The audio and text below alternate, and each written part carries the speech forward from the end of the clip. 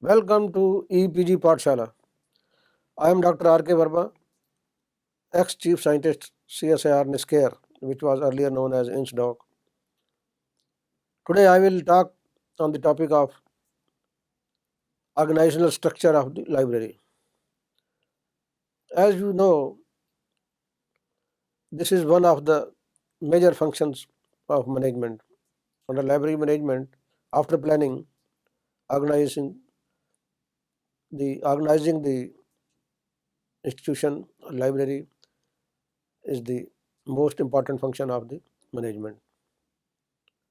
The term organizing relates to the process of defining formal relationship among employees or personnel and resources like raw materials, equipments, and capital, etc., to accomplish set goals. Organizing actually the process of devising the mechanism through which the efforts of people are directed and coordinated towards goal achievement. In this module, the various principles, characteristics, elements as guidelines and models of organizing structures in libraries will be described. A few features of good organizing have also been enumerated along with the organizational charts, how to prepare that. Before we proceed further for describing the organizational structure of library in various components, let us be clear about the objectives first. First of all, the main objective is to know the process and principles of structuring and related aspects and apply the principles and procedures for creating an organizational structure of a library, describing its meaning, what are the elements, what are the functions of the structure, so as to understand the working of the structure along with their models and know the basis for departmentalization. Organization as process. It determines the various types of activities based on their performance and objectives of the organization. It groups the identified activities into closely related and similar activities as departments and divisions, and further into sections if necessary. It decides about the key departments which require more attention and their relative importance. It determines the various levels for which major and minor decisions are to be taken. Determines the number of subordinates who should report directly to each executive or officer. It sets up coordinate mechanism so that various departments, divisions, sections work together in a synergetic way. What is organizational structure?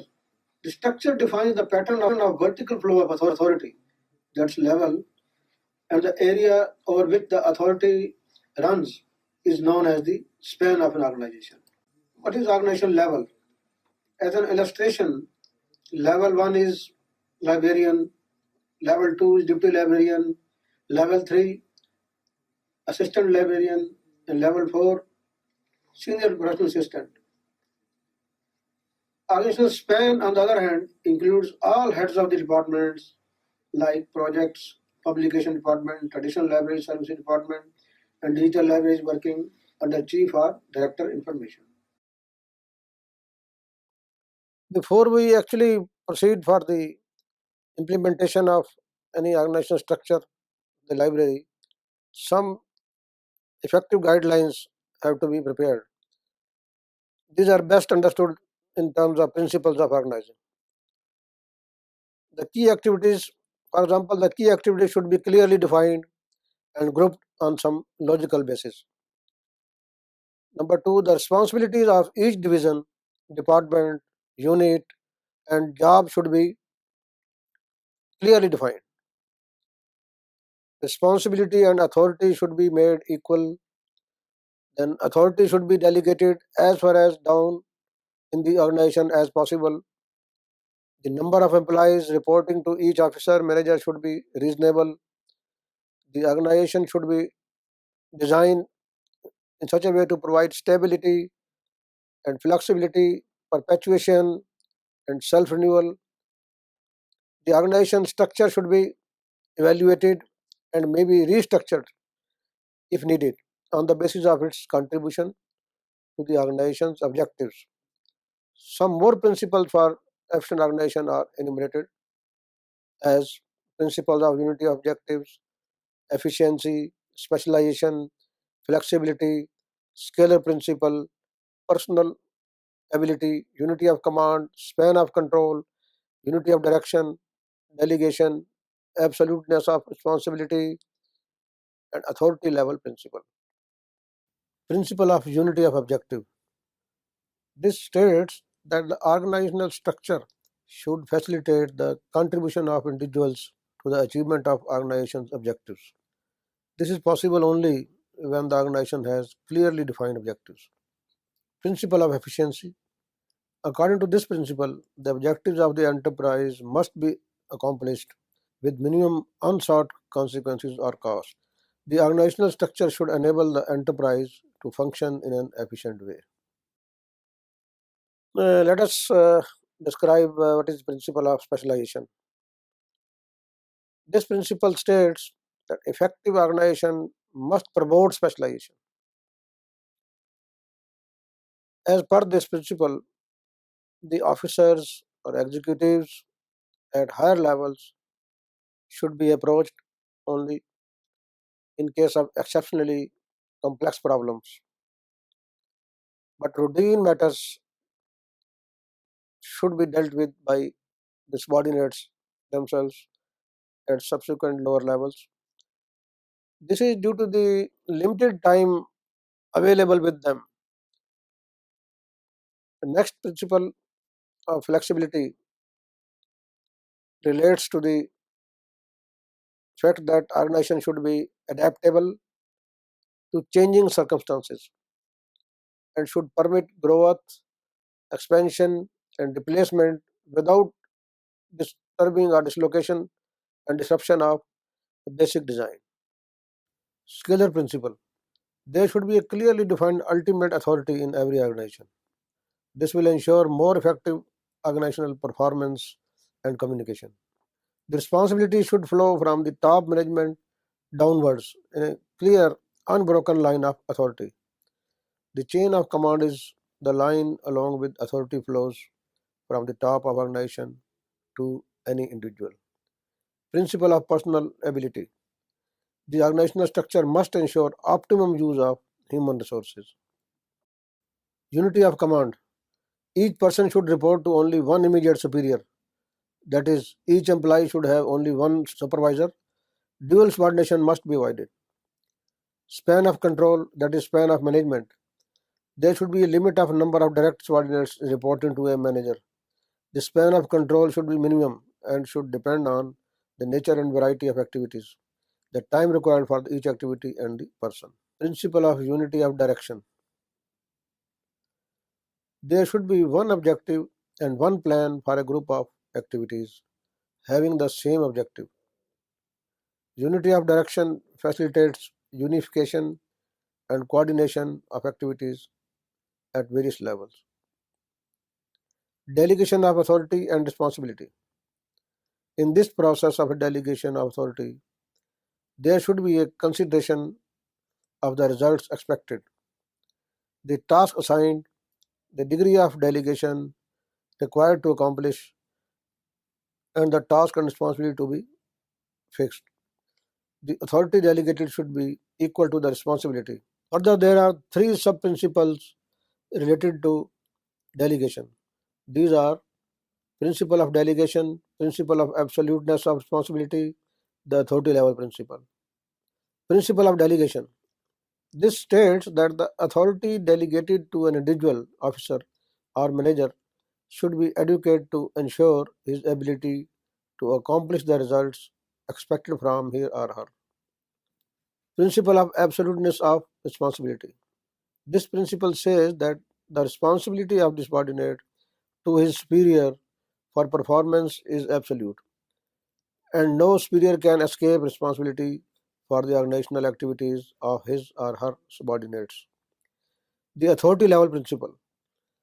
This relates to the maintenance of intended delegation, which requires that decisions within the authority and competence of an individual officer or manager be made by him and not be referred upward in the organizational structure. Responsibility pertains to what one must do, and accountability is the process by which individuals can be called upon to justify their actions. Accountability is the process of enforcing responsibility. In general, one is administratively accountable to one's superior. It may be noted that the delegation not only helps to create an organizational structure but also relieves an officer or manager of his heavy workload, leads to speedy and better decision, and boosts morale in the organization. However, there are some hurdles to effective delegation. For example, fear of loss of power, lack of confidence in subordinates, fear of being exposed, inability and difficulty in briefing, and the feeling that one can do it better itself. One of the most important topics in the organization structure, rather we can say the burning issue, is centralization versus decentralization. This is the major issue, as I told, in organizing libraries. Centralization is the degree to which authority is retained by higher level managers within an organization rather than being delegated. There are many arguments in favor of both centralization and decentralization. A manager has to take note of some important factors before deciding on the degree of centralization. The positive points of centralization are: number one, the uniformity of policy and action, fewer risks of error by subordinates, utilization of skills of central specialized experts, and enabling closer control of operations. On the other hand, decentralization has some merits or advantages. For example, it produces speedier decisions and actions on the spot, then decisions that are more likely to be adapted or changed to local conditions, then greater interest and enthusiasm of subordinates is ensured, and saving the time of the top management for other activities like planning, policies, etc. Delegation versus decentralization. This is another issue which is to be understood. It may be noted here that delegation is a process, whereas decentralization is the end result of delegation and dispersal of authority. In delegation, a superior continues to be responsible for the work delegated to his subordinates, whereas in decentralization, the supervisor is relieved of his responsibility for that. Delegation is essential, but decentralization is not, that is optional. Term coordination and integration. You must know the difference between the two. What is coordination? It is the process of ensuring that persons and units who perform interdependent activities work together in a way that contributes to overall goal attainment. While integration is the unified control of a number of successive or similar operations, an effective organization structure not only requires vertical and horizontal coordination but also perfect integration of functions. Vertical coordination is concerned with linking of superiors and subordinates of and of units at different levels of the organization. Horizontal coordination is concerned with linking of peers and units at similar organizational levels. Then what are the characteristics of organizing? The functional similarity is the main basis and criteria for grouping similar work activities.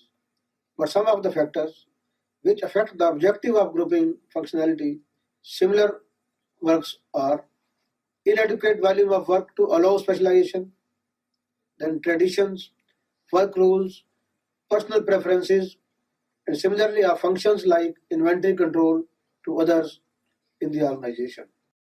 Then we come over to the elements of organizational structures. What are the elements? First is job description and making organizational charts by the network of formal relationships and duties. Then tasks and duties should be assigned to different people and departments to be known as differentiation. Separate activities and tasks should be coordinated, that is integration. Maintaining the power, status, and hierarchical relationships within the organization, that is authority system. The planned and formalized policies, procedures, and controls that guide the activities and relationships known as administrative system. And finally, the flow of information and communication network. Let us now discuss something about the basic premises, or you can say as a which are practiced, and you can say the models in a sense on which the effective organizational structure can be maintained. There are five major types or forms of formal organizational structures. These are departmentalization based structure, number two, bureaucratic structure, three, project organization based structure, metric based structure, and lastly, the network based structure. Let us discuss these models one by one. First one is departmentalization based structure. This structure involves a logical grouping of activities into departments, divisions, groups, sections, with the authority which is reduced hierarchically downwards the line. Normally, the following bases are used to establish departments. For example, subjects on the basis of function or territory, on product or customer. A library may use combination of several methods or combination of above the item which I have told, keeping in view the purpose of creating a structure that is an effective service. As an example, a public library generally may have a subject unit by combining several subjects, circulation unit by function, service to business or children by customer base, and branch libraries on territory base. So these are the five uh, bases on different criteria.